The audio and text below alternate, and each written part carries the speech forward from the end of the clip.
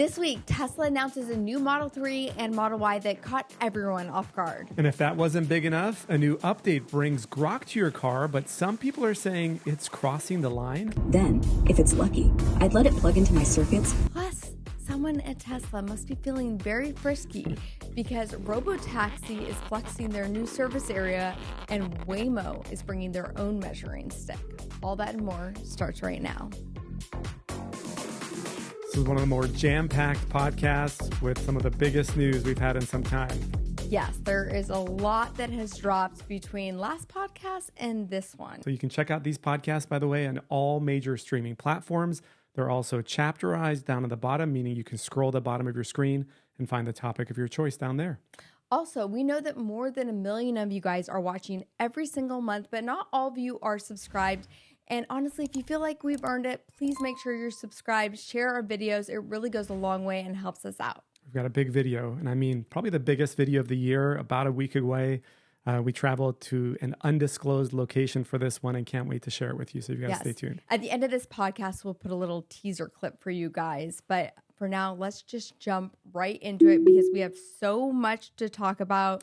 Starting with some basically new vehicles. Yes, no, this is absolutely new vehicles. Tesla China dropping a couple of bombshells, one of which being a new Model Y, which we'd for really a long time talked about, possibly a 6-seat Model Y.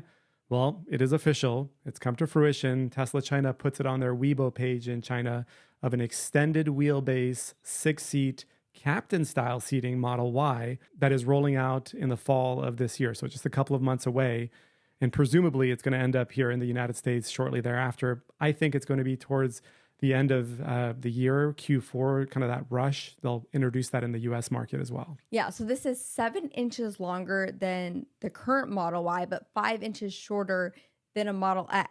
Yeah. So it really does feel like this new vehicle. A lot of times people say, you know, I wanted a 3-row vehicle that does not have those big wings like the X. This is it. And then at the same time, everyone was making fun of that 3rd row of the Model Y. So this was their solution. It was not what I was expecting at all. This sort of came out of nowhere. I felt like there were no leaks, which is crazy. Yeah.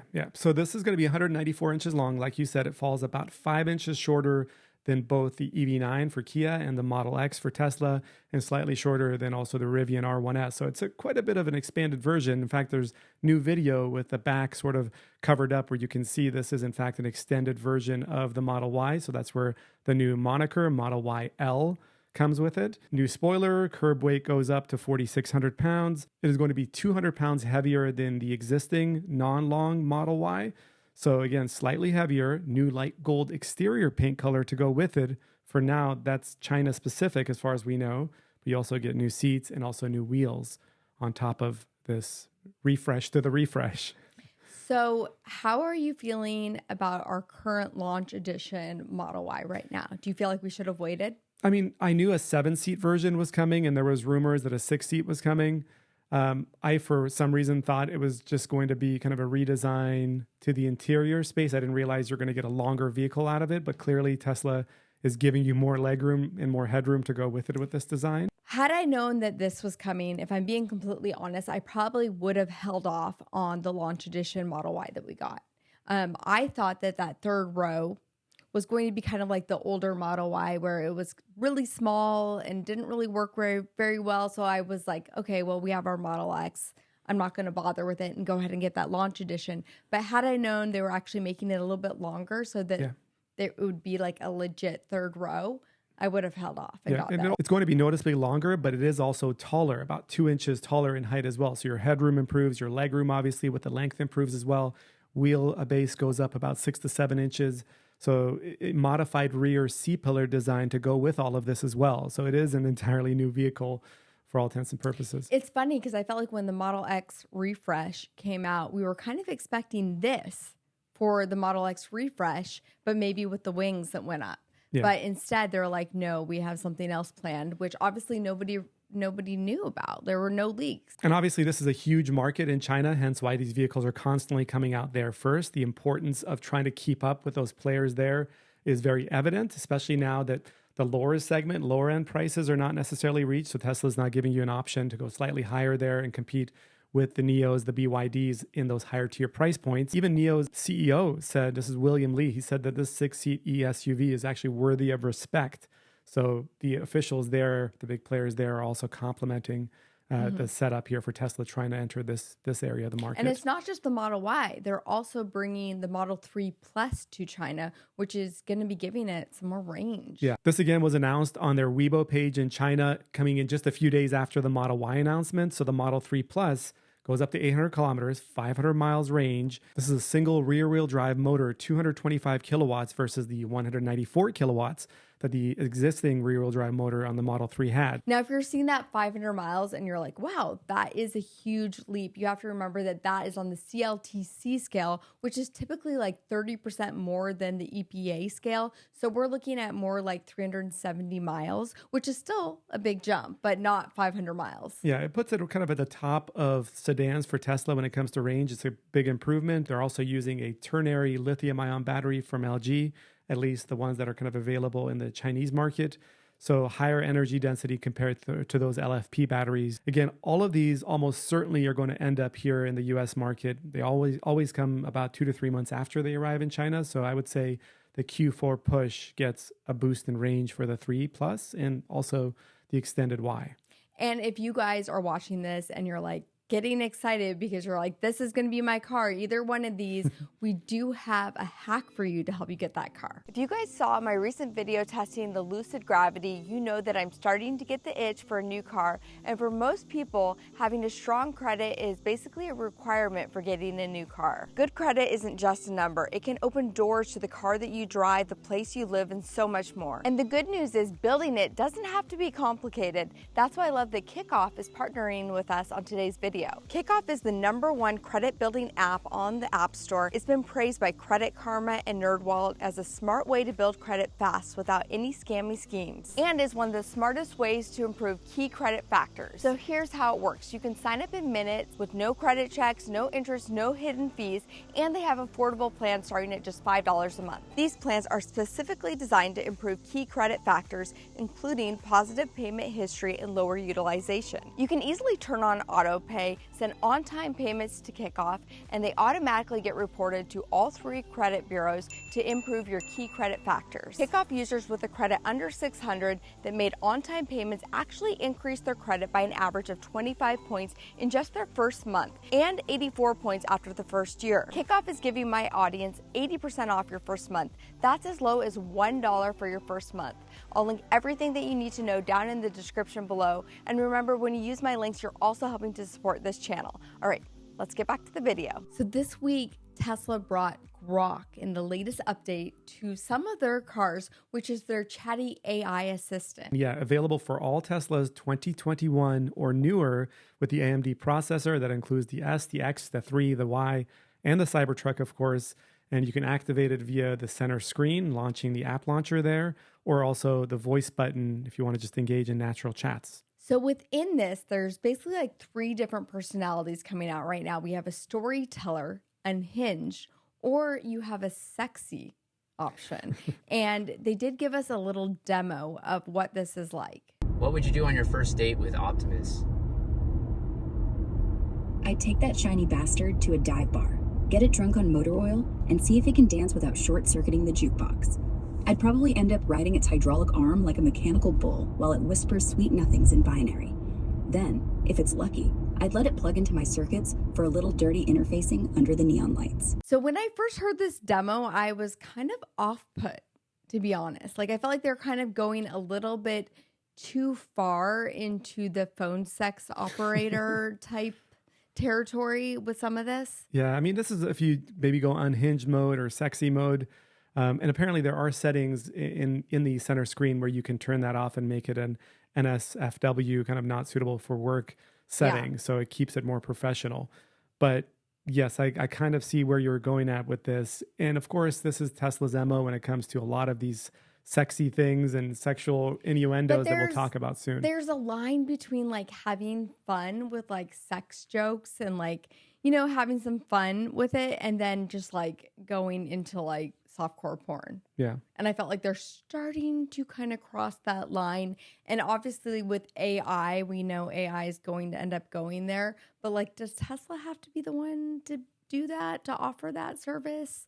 I don't know. I don't really like that. Yeah. I mean, exactly. This is the chat version of it right now, which really important to note. There are limits in this current beta mode that's come out to employees. And by the time you're listening to this podcast, this may be available for those 2021 or newer models.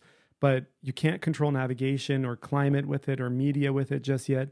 It's just the chatting that's available on the car. So I will tell you, the first thing I did was look up like parental controls and how to activate parental controls, which are there. And I recommend, if you are a parent feeling like I feel, you might want to go ahead and make some of those like sexy not available to your young kids.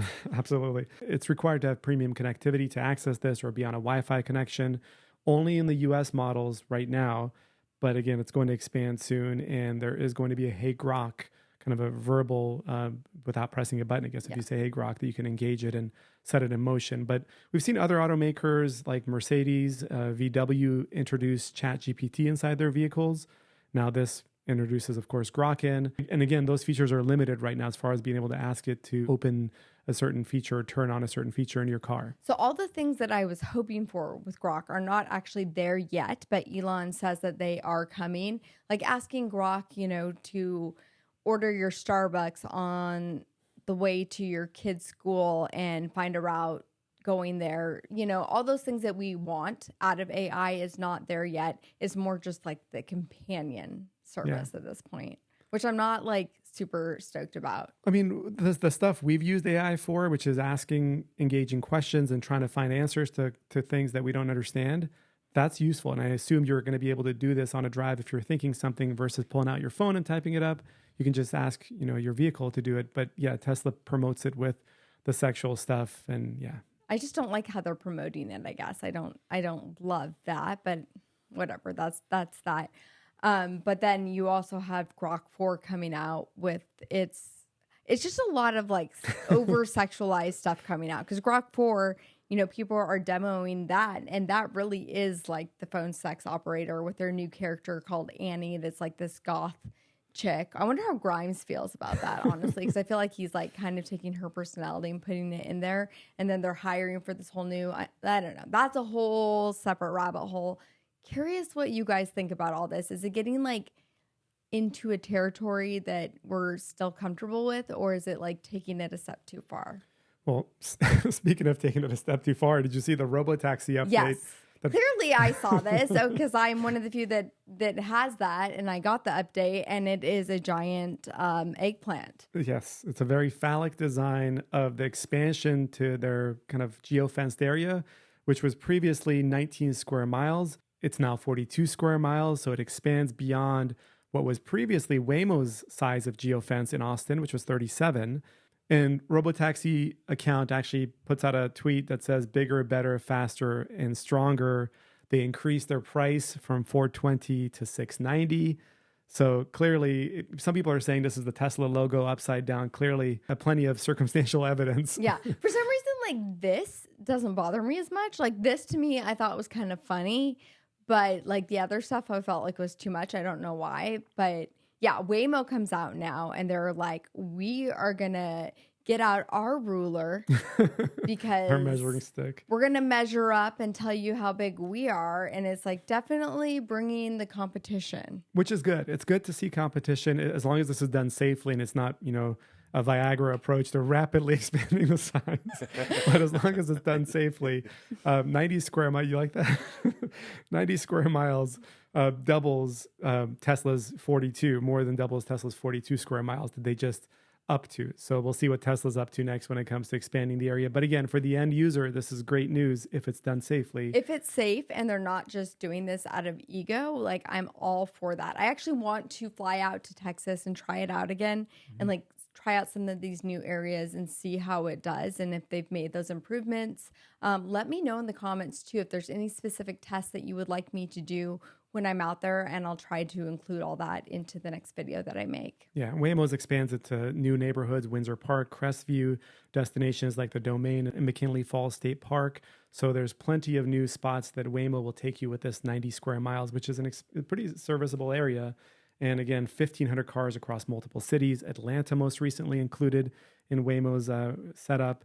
And they've logged about 100 million miles now of autonomous drives, where in Austin, Tesla's at 10,000 miles driverless in this last month. But it's not just Waymo and Robotaxi anymore. It looks like Lucid is now joining them in the competition. When we were talking to their executives about a month ago, they kind of hinted of things being in the works, and this was definitely one of them. It's Uber partnering with Lucid with a new Robotaxi service that's now rolling out.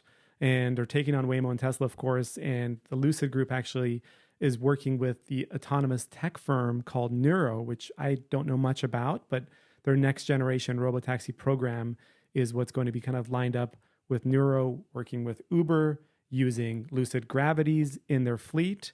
20,000 of these are going to be rolled out over the next 6 or so years, starting in 2026, going until 2032. And Uber is investing some $300 million in Lucid, and also multi-$100 million in this autonomous driving program by Nuro that's going to be rolled out in their Robotaxi fleet. What's interesting is when we did do that Lucid video, you weren't that impressed with their self-driving tech. Mm-hmm. Again, the car that we had was an early one and didn't have all the updated software in it. But now with this new AI tech going into it, I'm sure it's going to rapidly get better. Also important to note is that Lucid uses a combination of radar and LiDAR with their self-driving tech, again, which is closer in line with what Waymo does. And Tesla, again, uses the vision-only approach. Correct. In the Gravity, you would have to think something this big was in the works for quite a long time. So the Gravity's built with this in mind of having a larger vehicle for a serviceable Robotaxi program, which could fit a family in there, our family, our size of five people. And it's going to be level 4 autonomy by the time it rolls out next year is what they're saying. So, of course, Uber had its own autonomous program back in 2018, led to a fatality. They scrapped it. Now they're working with Waymo in Austin and in Atlanta. But this here with the Gravity is going to be rolled out. And they're saying one major city that they're going to announce soon in the U.S. will kind of be the first city that will get this in 2026. And Uber tried to work with Robotaxi at one point too, I remember. There was a discussion and Tesla said, no, we're doing our own thing. But it looks like Uber is all in with this. And I will say that, I love that the Gravity is going to be part of it. Again, like you said, because it's a larger vehicle, they're kind of filling that need for big families like ours to be able to use something like this. But at the same time, what I don't love about how Uber is doing it is that it is kind of taking away that small business aspect of it. Where with Robotaxi, you can literally put your own car into the fleet. And I love that it gives people that opportunity to be able to have an income with their vehicle, where with Uber, you don't really have that whole, supporting small business aspect to it. Yeah. So that's something to think about. I don't know if that's important to other people, but it's definitely something that's important to me. Yeah, it's a good point. It's something to think about. And they've actually, with both Uber and Lucid, they do have one thing in common. Their top holdings from the Saudi Arabia Public Investment Fund. So they own $5.3 billion of stake in Uber and $4.3 billion of stake in Lucid. So it makes sense that all three now coming together here to make this happen for Lucid. And I believe the Lucid stock went crazy after they announced this went as well. Went up 40%. That's right. Yeah. So it's definitely interesting. I will say Gravity has been on my list of possible next vehicles. Now with this whole YL coming out, I'm kind of thrown for a loop. Completely different class of vehicles, but yes, it does make it more compelling to have something that's more family friendly from Tesla. Well, I always like to have some kind of 3-row family vehicle in our garage, and then at the same time, something kind of fun. But in the last couple of years, I've been thinking that I always want to have a Tesla, and then I'd like to try something else. Will that be Rivian? Will that be Lucid? I was thinking we'd replace the X with a Gravity and then have our launch Model Y for a little while. But now I'm should we just sell everything and start all over again and get a YL and then maybe get a Taycan. I don't know. Which is like my latest midlife crisis. Yes. I don't know. But there's so many different options right now. So many good vehicles.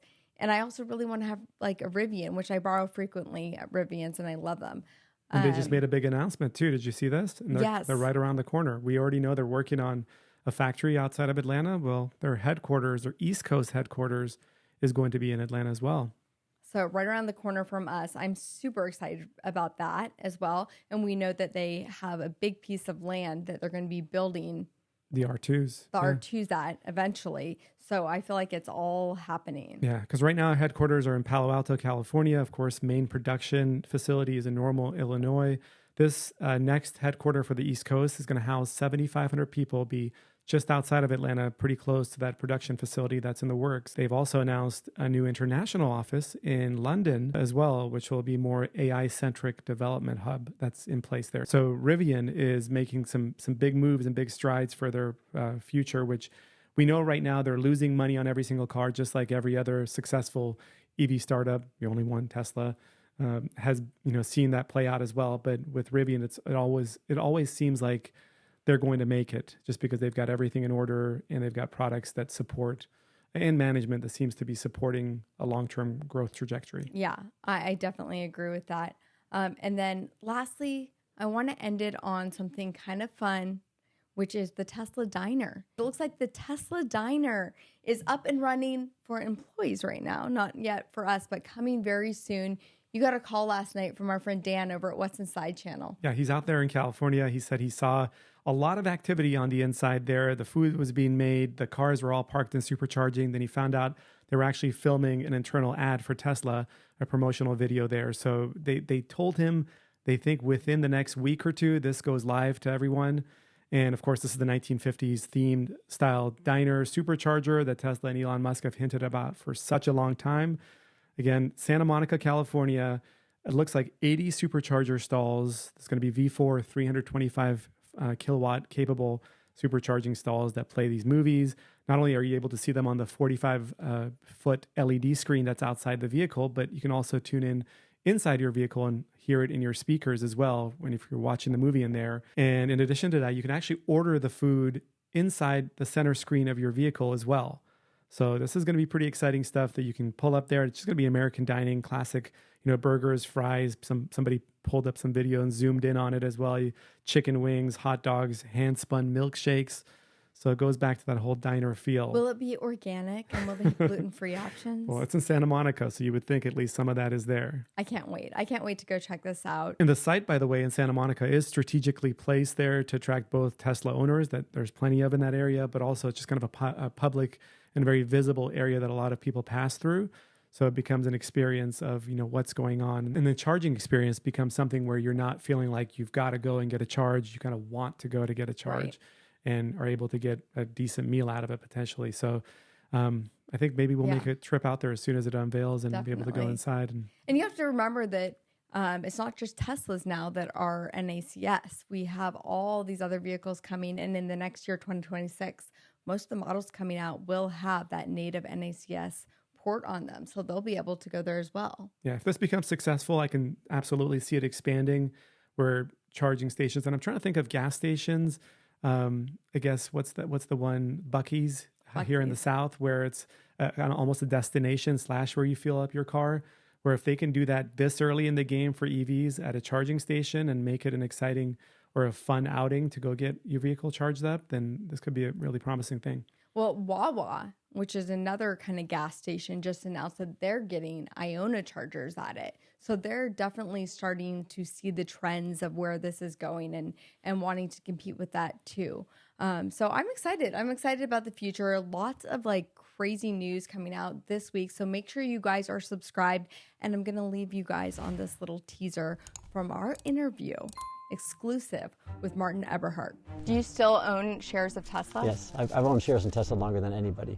Before there was the Tesla that almost everyone knows about worldwide, there was this Tesla, a scrappy startup founded and named by this man. It's kind of crazy to go back in time and think this is what started it all right here. We're taking a small plane to go meet someone very special on an island.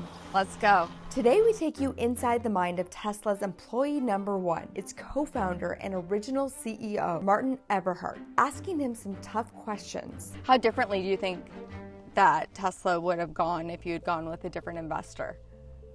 In an exclusive interview with a man who started one of the world's most valuable companies. The idea of Tesla came to me while I was on a date with a woman who became my wife.